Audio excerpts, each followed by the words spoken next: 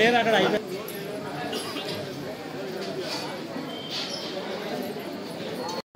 ఆధ్వర్యంలో మూషిక వాహనం ప్రతిష్ఠ చేయబడింది. మూషిక వాహనం కుడి చెవులో మనకు ఏదైనా ఇబ్బందులున్నా కోరికలున్నా కుడి చెవులో చెప్పుకొని స్వామివారిని దర్శించుకుంటే వారి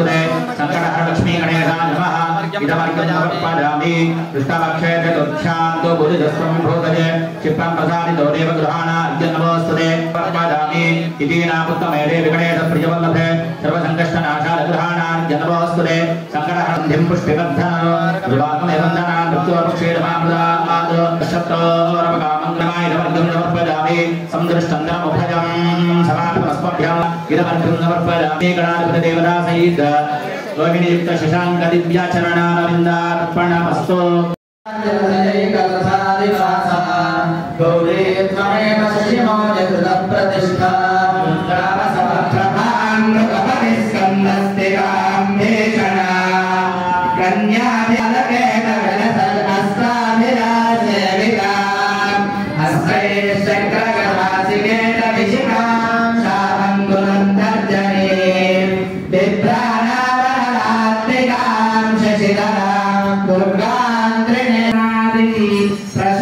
प्रशान्तमेकं पुरुषोत्तमं हि स्वमायया कृत्स्नमिदं हि सृष्ट्वा नभो वदन्तर्बहिरास्थितो यः वन्दे श्रीमन्नारायणो विष्णुर्वासुदेवोऽभ्यरक्षतो स्वस्ति सुकीर्ते घोरातु कष्टातु दुःखरास्मं नमस्ते सर्वस्यात्मे सर्वस्य नित्यै सर्वरिहर्वं जयते पक्षोत्सव मासोत्सव संवत्सरोत्सव जलोत्सव पुष्पोत्सव धूपोत्सव दीपोत्सव कल्याणोत्सव कलहारोत्सव स्नातकोत्सव नवरात्रोत्सव सर्वेषां प्रजानां सर्वासां बालकानां च नानागोत्रोद्भवस्य नानानामधेयस्य धर्मपत्नी समेतस्य सपुत्रस्य सपुत्रिकस्य सत्रातृकस्य सबान्धवस्य धन्दो उत्सव परम्परा वाप्तिरस्तु देशो भवन्तु स्वस्तिप्रजाभ्यः परिपालयन्तान्यानेन मार्गेण महिमहीषा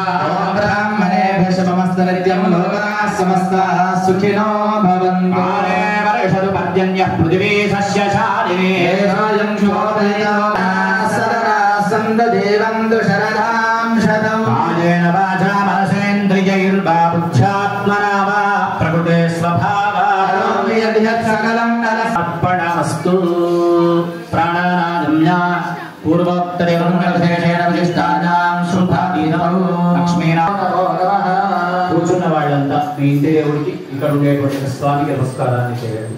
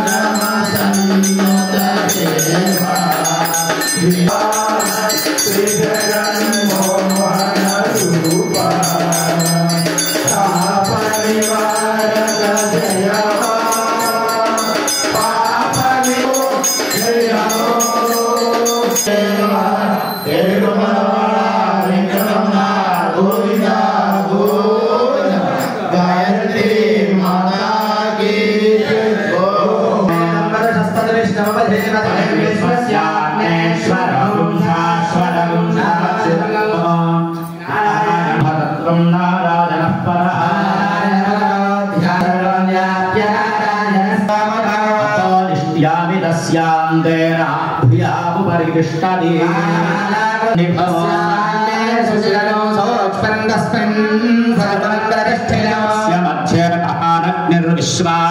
विश्वतो मुखः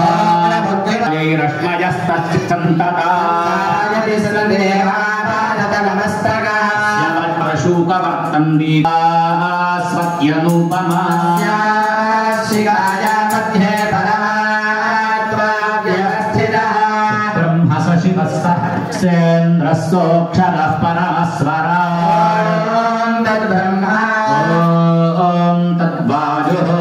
यस्त्वं वषट्कारस्त्वमिन्द्रस्त्वं रुद्रस्त्वं विष्णुत्वं ब्रह्मत्वं प्रजापतिः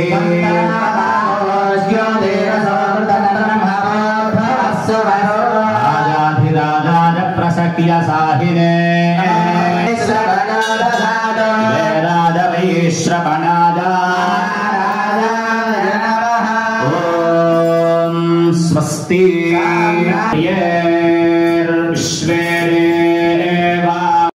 భగవంతుడి యొక్క లీల అనేది దుష్ట శిక్షణ శిష్ట రక్షణ. ఎప్పుడైతే ధర్మానికి గ్లాని జరుగుతుందో ఆ ధర్మానికి గ్లాని జరగకుండా నేనై అవతారం ఎత్తుతానని పరమాత్మ ప్రతిజ్ఞ చేసినాడు. అట్లాగే అదే విధంగా దేవి భాగవతంలో అమ్మవారు కూడా అదే విధంగా ప్రతిజ్ఞ చేసింది. అటువంటి అవతారాలు ఎత్తి భక్తులకు ఏ ఏ రోజున ఏ ఏ విధానంలో పూజ చేయాలనేది మనకు శాస్త్ర పురాణ ఇతిహాసాలన్నీ తెలుపుతున్నాయి. మరి సంకటాల చతుర్థి వ్రతం చేసుకుంటున్నాం అంటే పక్క వాళ్ళు చేసుకుంటున్నారు, మనం చేసుకుంటున్నాం, మనం చేసుకుంటున్నాం. అసలు సంకటాల చతుర్థి ఎందుకు చేసుకోవాలి అంటే వినాయక చవితి రోజు చంద్రుడిని చూస్తే ఎంత పాపమో సంకటాల చతుర్థి రోజున చంద్రుడిని చూడకపోతే కూడా అంతే పాపమట మనకు శాస్త్రం జరుగుతుంది.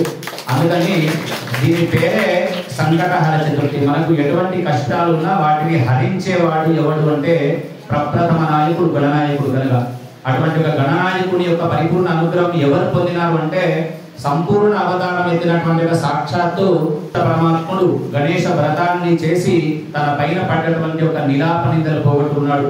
అదే ధర్మరాజు ఈ వ్రతాన్ని ఆచరించి మహాభారత యుద్ధంలో గెలిచినాడు. ఇట్లా చెప్తూ పోతే ఎన్నో ఉన్నాయి పురాణ ఇతిహాసాలు.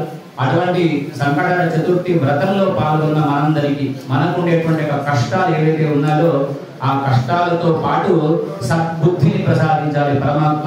ఎందుకంటే మన బుద్ధి మంచిగా ఉన్నప్పుడే మనం నడిచే మార్గం మంచిగా ఉంటుంది కనుక అటువంటి సద్బుద్ధిని ఆయనే బుద్ధి సిద్ధి రెండు కనుక అటువంటి బుద్ధినిచ్చి మనం చేసేటువంటి నామానికి మంచి సిద్ధిని కలిగిస్తే మనం ధర్మ మార్గం వైపు నడుస్తాం కనుక అటువంటి సంకటాల చతుర్థిలో కనీసం ఒక 21 నెలలు ఉపవాసం ఉన్నవాళ్ళు అది ఏ రోజున ప్రారంభం చేయాలి, ఏ రోజున ఉద్యాపన చేయాలి అనేటువంటి నియమ నిబంధనలతో పాటు మనం పాటించట్లేదు. కానీ ఒక్కొక్క నెలలో ఒక్కొక్క పదార్థం ఉండాలి అని ఉంది.